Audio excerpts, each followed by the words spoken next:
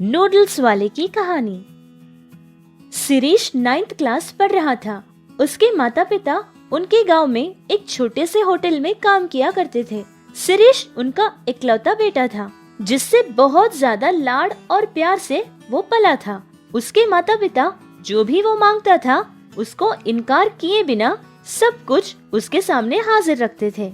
वो अच्छा पढ़कर अपनी जिंदगी में आगे बढ़े, इसके लिए वो लोग कोई कमी नहीं रखते थे। उसकी स्कूल की फीस बहुत ज्यादा होती थी, लेकिन फिर भी बहुत बड़े प्राइवेट स्कूल में उसे पढ़ाया करते थे।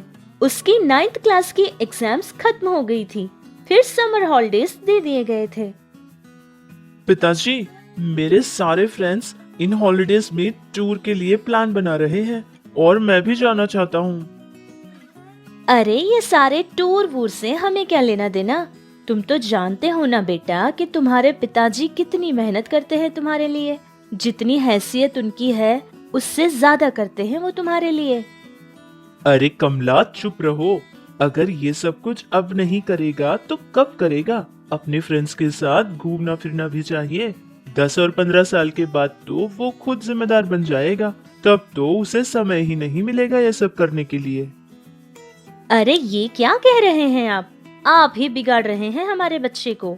अरे उसको तो जिम्मेदारी सिखानी चाहिए ना। अगर आप ही उसे ये सब कुछ सिखाएंगे तो वो जिम्मेदारी कैसे सीखेगा। अरे बेटा, तुम्हारी माँ तो ऐसे ही कहती रहेगी। ये पैसे लो और जाओ अपने फ्रेंड्स के साथ अच्छे से घूम फिर कर आ जाना, ठीक है?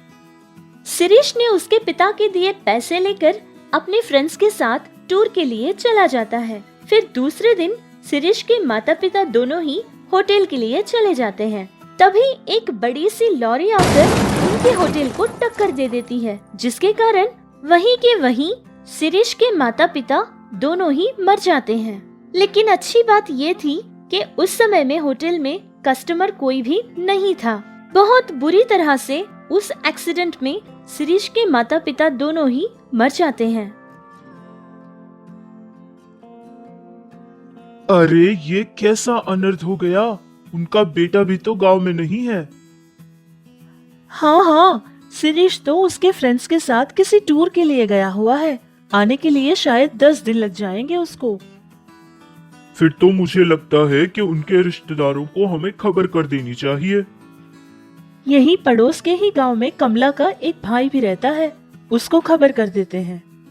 गांव के लोग उनके रिश्तेदारों को खबर पहुंचाते हैं, लेकिन कोई रिश्तेदार भी वहां आने के लिए तैयार नहीं था, जिसके कारण गांव के कुछ लोगों ने ये फैसला लिया था कि विधि विधानों के साथ जो कार्यक्रम करना है वो वही लोग कर देंगे। जिस जगह पर एक्सीडेंट हुआ था पुलिस वहां पहुंचती है और वहां जितने भी छोटे बड़े दुकान थे उन सभी को बंद करवा देते हैं। ये सारी बातें शिरीष को बिल्कुल नहीं पता थी। ठीक 10 दिन बाद शिरीष अपने गांव में वापस लौटता है। अरे ये क्या? ये होटल टूट कैसे गया? माँ, पिताजी! ऐसे ही चिल्लाता हुआ वो अपने घर की तरफ भागने लगता है। फिर घर जाकर भी अपने माता पिता के लिए ढूंढता है। माँ, पिताजी! अरे कहाँ हो आप लोग? हमारे होटल को क्या हो गया है? शिरीष की बातें सुनकर पड़ोस में रहने वाली एक औरत आकर रोती हुई शिरीष को सारी बात बताती है कि कैसे उन दोनों का एक्सीडेंट हो जाता है और उसके माता पिता की मौत कैसे हुई थी। ये बात सुनते ही शिरीष की तो धड़कनें रुक गई थी और वो बहुत ज्यादा रोने लगा था। शिरीष की माँ कमला ने उसके पिता से प्यार करके शादी की थी। शिरीष का पिता भी एक अनाथ था, जिसके कारण उनकी शादी के लिए कमला के घर वालों ने इनकार किया था, लेकिन कमला ने बिल्कुल नहीं सुनी थी। शिरीष के पिता से शादी कर ली थी। शादी होने के कुछ ही दिन बाद कमला के पिता यानी शिरीष के नाना की मौत हो जाती है। कमला का एक और भाई भी था, लेकिन उसके मौत के बाद ये खबर उसे मिली थी, फिर भी उसका भाई उसको देखने के लिए भी नहीं आया था। इसी तरह बेचारा शिरीष भी अनाथ हो गया था, अकेला अपनी जिंदगी गुजार रहा था। ऐसे ही 1 महीना गुजर चुका था। घर का किराया नहीं बन पाया था, जिसके कारण वो घर भी छोड़ देता है और पढ़ने के लिए उसके पास पैसा भी नहीं था, जिसके कारण वो अपना पढ़ना भी छोड़ देता है। गांव के लोगों को शिरीष के ऊपर तरस तो आता था, लेकिन कोई भी उसकी सहायता करने के लिए आगे नहीं बढ़ा था। शिरीष को कुछ समझ नहीं आ रहा था कि वो अब क्या करे या फिर कहाँ जाए। फिर वो अपने मामा का घर ढूंढता हुआ उसके मामा के घर पहुंच जाता है। कौन हो तुम? जिस दिन तुम्हारी माँ ने हमारी दहलीज पार की थी उसी दिन हमारे लिए वो मर चुकी थी। तुम्हारा और मेरा कोई संबंध नहीं है। तुम भी तुम्हारे बाप की तरह ही हो। जाओ यहाँ से और इस तरफ दोबारा कभी मत आना। शिरीष के सगे मामा ने भी उसे अपने घर से भगा दिया था, जिससे शिरीष का दिल टूट गया था, जिससे उसे अपनों पर से भी विश्वास उड़ गया था। चुपचाप वहाँ से चला जाता है। उसने सोच लिया था कि जिस गांव में उसके माता पिता ही नहीं है, उस गांव में वो नहीं रहेगा। जितना पैसा उसके जेब में था, उन पैसों से वो एक बस के टिकट खरीदता है और एक शहर के लिए निकल जाता है। शिरीष को लगा था कि अब उसकी जिंदगी में सारी परेशानियां ही होगी। वो ये भी जानता था कि वो शहर जाने के बाद वहाँ उसका स्वागत करने कोई नहीं आने वाला है, या फिर अपने गांव वापस लौट जाए तो उसको अपने घर में कोई नहीं रखने वाला है। वो इसी तरह सोचता हुआ शहर पहुंच जाता है। शहर पहुंचने के बाद जितनी भी होटल्स उसे नजर आई थी, उन सारे होटल्स के पास जाकर अपने लिए कोई काम मांगता है, लेकिन सारे होटल्स में यही कह रहे थे कि इस उम्र में उसे कोई काम नहीं देगा। आखिर उसने देखा कि एक सड़क के किनारे पर एक छोटी सी बंडी रखे हुए एक बूढ़ा आदमी खड़ा कुछ बेच रहा था। वो उसके पास चला जाता है। चाचा जी, क्या आप मुझे कोई काम दे सकते हैं? अरे बेटा, कौन हो तुम? देखने पर तो स्कूल पढ़ रहे बच्चे की तरह लग रहे हो। तुम क्या काम करोगे बेटा? वैसे भी किसी को काम पे रखूं इतनी हैसियत मेरी कहाँ है बेटा। जो 4 पैसे मैं कमाता हूँ उसमें मेरा गुजारा ही मुश्किल हो जाता है। अच्छा चाचा जी, क्या आपका इस दुनिया में कोई नहीं? अरे क्यों नहीं है बेटा, 4 बेटियां और 2 बेटे हैं मेरे, लेकिन किसी पे बोझ बनना मुझे पसंद नहीं है, इसीलिए मेरा जीवन मैं खुद गुजारता हूँ। अरे चाचा जी, मैं समझ गया। सबके होने के बाद भी आप अनाथ हो और मेरा कोई नहीं, इसलिए मैं भी अनाथ हूँ। इस तरह शिरीष ने उस बूढ़े चाचा को अपने बारे में सब कुछ बता दिया था। उसके बाद उस चाचा ने एक प्लेट में शिरीष को इडली डालकर देते हैं।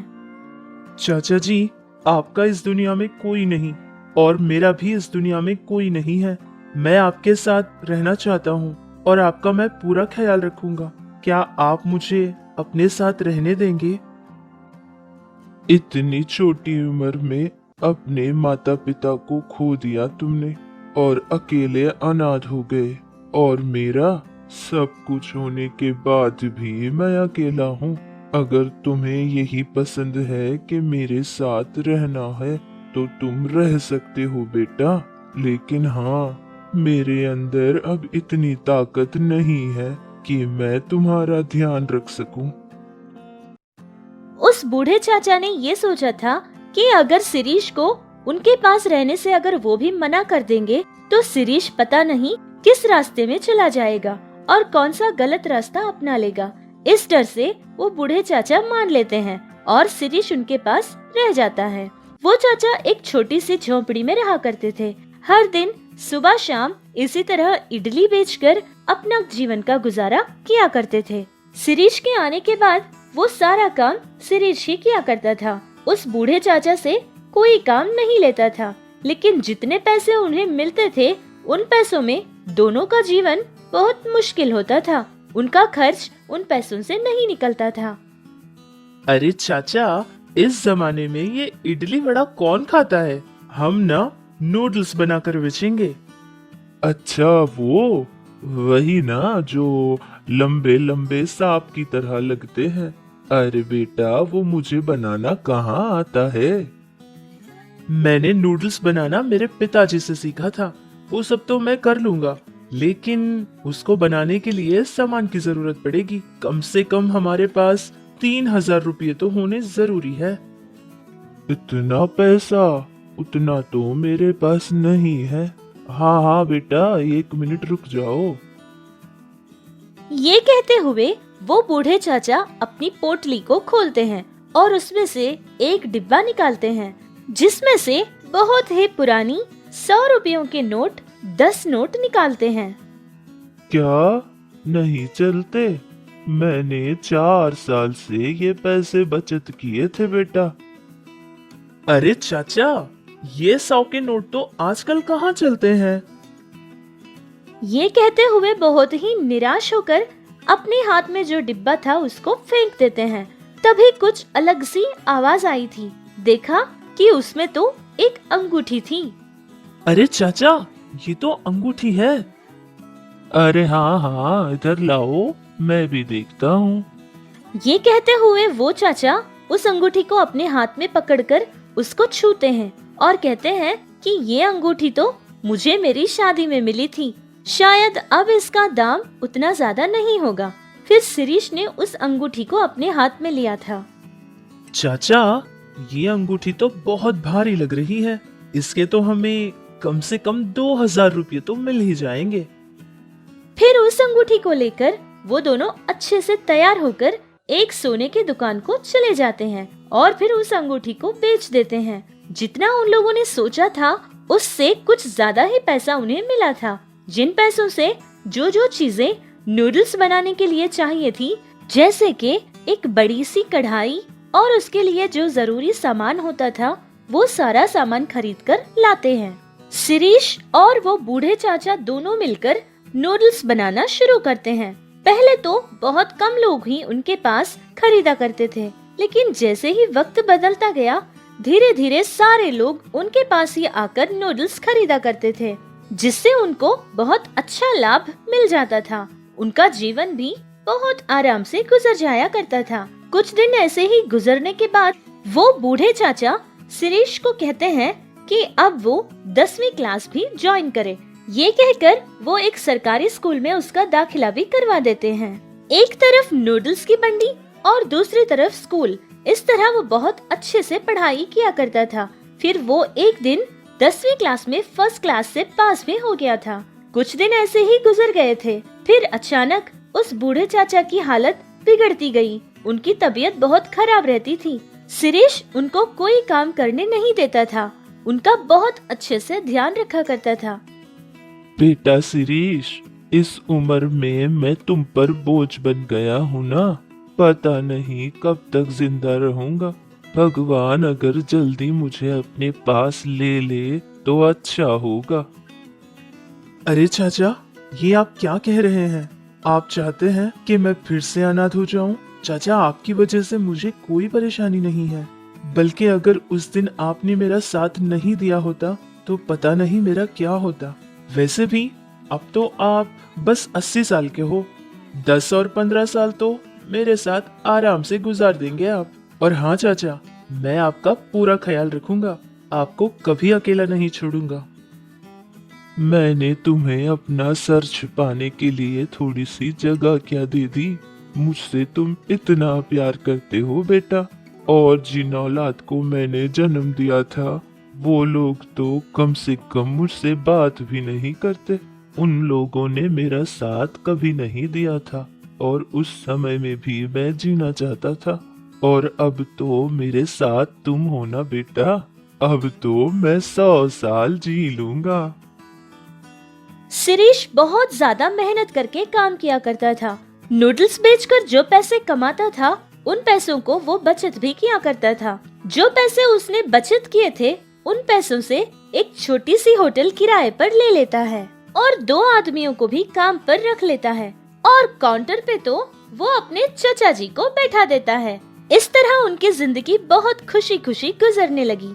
सच है ना कि किसी का कोई नहीं होता और वो अनाथ हो जाता है, लेकिन किसी का सब कुछ होता है लेकिन फिर भी वो अनाथ हो जाते हैं। ऐसे अगर रिश्तेदार ही एक दूसरे से मुंह मोड़ लेंगे तो वो भगवान ही उनकी मदद करने कोई न कोई रिश्तेदार की तरह हाजिर जरूर हो जाते हैं। जैसे शिरीष की जिंदगी में चाचा जी और चाचा की जिंदगी में शिरीष आ गया था। ऐसा बड़ा दिल और इतनी बड़ी सोच रखने वाले सारे अच्छे लोगों को हम तहे दिल से शुक्रिया कहते हैं।